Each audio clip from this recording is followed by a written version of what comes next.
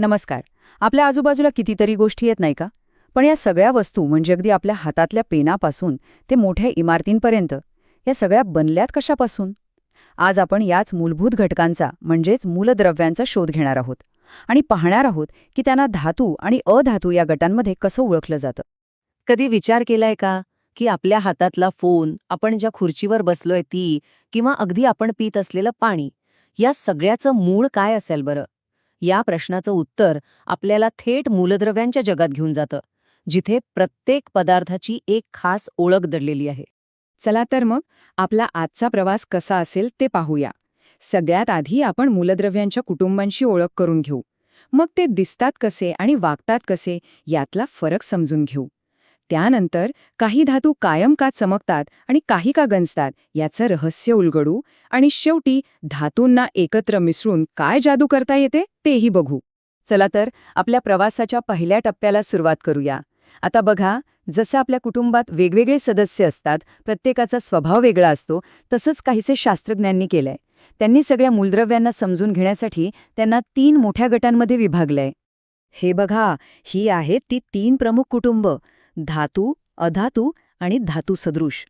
हे तिसरे धातुसदृश जरा गमतीशीर आहेत, कारण त्यांच्यात दोन्हीकडचे गुणधर्म थोडे थोडे दिसतात.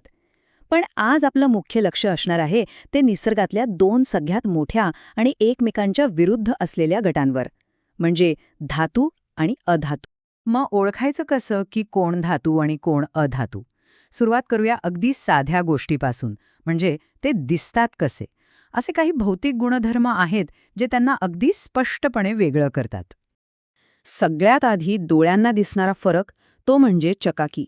सोनं, चांदी किंवा तांबं डोळ्यासमोर आणा, कसं चमकतं? या उलट कोळसा किंवा गंधक बघा, एकदम निस्तेज दिसतात. त्यांना अशी कुठलीही नैसर्गिक चमक नसते. दुसरा महत्वाचा फरक आहे त्यांच्या लवचिकपणात. समजा आपण एक हातोडा घेतला. धातूंना ठोकलं तर काय होईल? त्यांचे पातळ पत्रे बनतील किंवा त्यांना ओढून बारीक तार बनवता येते. पण हे जर कोळशाच्या तुकड्यावर केला तर त्याचे तर लगेच तुकडे तुकडे होऊन जातील, कारण अधातू हे ठिसूळ असतात. आणि तिसरा महत्वाचा गुणधर्म, आपल्या घरातल्या विजेच्या तारा तांब्याच्या का असतात? कारण धातूंमधून वीज आणि उष्णता अगदी सहजपणे आरपार जाते. ते सुवाहक असतात आणि म्हणूनच तर गरम भांड्याला पकडायची मूठ प्लास्टिकची असते, कारण प्लास्टिक एक अधातू उष्णता वाहून नेत नाही आणि आपल्याला चटका बसत नाही. आता हे सगळं ऐकून वाटेल की अरे वा, किती सोपं आहे हे सगळं ओळखणं, नाही का? पण थांबा, खरी गंमत तर आता पुढे आहे. कारण विज्ञानात प्रत्येक नियमाना काहीतरी चॅलेंजिंग अपवाद असतोच. जरा हे बघा, पारा हा एक धातू आहे, पण तो चक्क सामान्य तापमानाला द्रवरूपात असतो. आणि हिरा हा आहे कार्बन म्हणजे अधातू, पण तो जगातला सगळ्यात कठीण पदार्थ आहे. आणि कसा चमकतो! आपल्या पेन्सिलमधलं ग्राफाईट आठवतंय? ते अधातू असूनही वीज वाहून नेतं.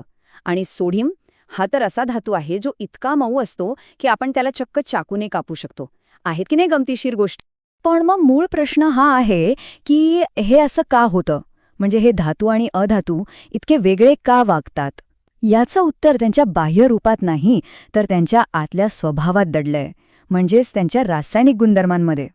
या सगळ्याच्या मुळाशी आहे एक छोटासा पण खूप महत्वाचा कण, इलेक्ट्रॉन.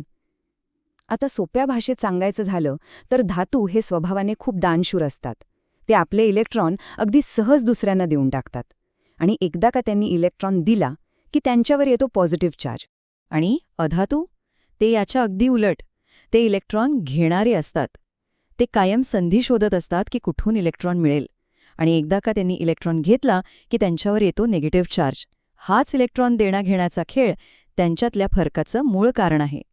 आणि गंमत म्हणजे इलेक्ट्रॉन देण्याची किंवा न देण्याची ही जी वृत्ती आहे ना, तीच ठरवते की कोणता धातू कायम चमकेल आणि कोणता गंजून जाईल.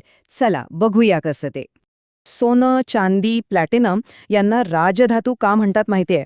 कारण ते राजासारखे असतात, थोडे गर्विष्ठ. ते आपले इलेक्ट्रॉन सहजासहजी कुणालाही देत नाहीत. त्यामुळे हवा पाण्याचा त्यांच्यावर काही परिणाम होत नाही आणि त्यांची चमक वर्षानुवर्ष कायम राहते. आणि म्हणूनच ते इतके मौल्यवान आहेत. पण सगळ्याच धातूंचं नशीब इतकं चांगलं नसतं. याच्या एकदम विरुद्ध प्रक्रिया म्हणजे क्षरण, किंवा आपण ज्याला सोप्या भाषेत गंजणं म्हणतो. यात होतं काय की जे धातू आपले इलेक्ट्रॉन पटकन देऊन टाकतात ते हवा आणि पाण्याच्या संपर्कात आले की हळूहळू खराब व्हायला लागतात.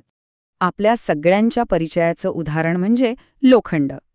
लोखंड जेव्हा उघड्यावर हवा आणि पाण्याच्या संपर्कात येतं तेव्हा ते आपले इलेक्ट्रॉन्स गमावतं आणि त्यावर तो तांबूस रंगाचा थर चढतो. तोच म्हणजे गंज. क्षरणाची ही अगदी डोळ्यांना दिसणारी प्रक्रिया आहे. मग या गंजण्यासारख्या समस्यांवर काही उपाय नाही का? किंवा धातूंना अजून चांगलं, अजून मजबूत बनवता येतं का? हो, नक्कीच येतं. आणि त्याचं उत्तर आहे धातूंमध्ये थोडीशी भेसळ करण्यात. अर्थात ही एक चांगली भेसळ आहे, ज्याला आपण संमिश्रे किंवा अलॉयज म्हणतो. तर हे संमिश्र म्हणजे नेमकं काय? याला एक प्रकारची खास रेसिपी समजा, ज्यात आपण 2 किंवा जास्त धातूंना किंवा कधीकधी धातू आणि अधातूंना एकत्र वितळवून एक नवीनच पदार्थ तयार करतो, ज्याचे गुणधर्म मूळ घटकांपेक्षा खूपच चांगले आणि उपयुक्त असतात. आपल्या घरातलं स्टेनलेस स्टील हे याचं सर्वोत्तम उदाहरण आहे. त्याची रेसिपी काय आहे?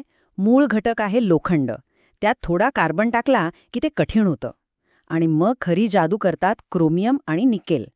हे 2 घटक लोखंडाला गंजूच देत नाहीत. बघा, किती हुशारीने बनवली आहे ही गोष्ट.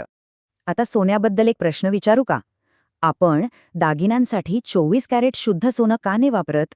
नेहमी 22 कॅरेटच का ऐकायला मिळतं? कारण 24 कॅरेट सोनं म्हणजे 100% शुद्ध सोनं आणि ते खूपच मऊ असतं. इतकं मऊ की त्यापासून बनवलेले दागिने सहज वाकतील किंवा खराब होतील. म्हणून त्यांना मजबूत आणि टिकाऊ बनवण्यासाठी त्यात मुद्दाम तांबं किंवा चांदीसारखे इतर धातू मिसळले जातात. म्हणजे आपलं 22 कॅरेट सोनं हे खरं तर फक्त 91.66% सोनं आणि बाकी इतर धातूंचं मिश्रण असतं. हे सुद्धा एक संमिश्रच आहे. तर आजच्या या चर्चेतून आपण काय शिकलो? एक गोष्ट तर पक्की झाली की धातू इलेक्ट्रॉन देतात आणि अधातू घेतात. ह्याच एका गोष्टीवर त्यांचे दिसण्यापासून ते वागण्यापर्यंतचे सगळे गुणधर्म अवलंबून आहेत. आणि सगळ्यात भारी म्हणजे याच ज्ञानाचा वापर करून आपण स्टेनलेस स्टील आणि टिकाऊ दागिन्यांसारख्या कितीतरी उपयोगी वस्तू बनवल्या आहेत. चला जाता जाता एक छोटासा विचार करूया. आपल्या आजूबाजूला असलेली एखादी पाण्याची बाटली बघा किंवा कोणतीही वस्तू. ती चकचकीत आहे की निस्तेज? तिला ठोकलं तर आवाज कसा येतो? ती वाकते की तुटते? यावरून ओळखायचा प्रयत्न करा की ती धातू आहे की अधातू. याचं उत्तर आता नक्कीच देता येईल. करून बघा.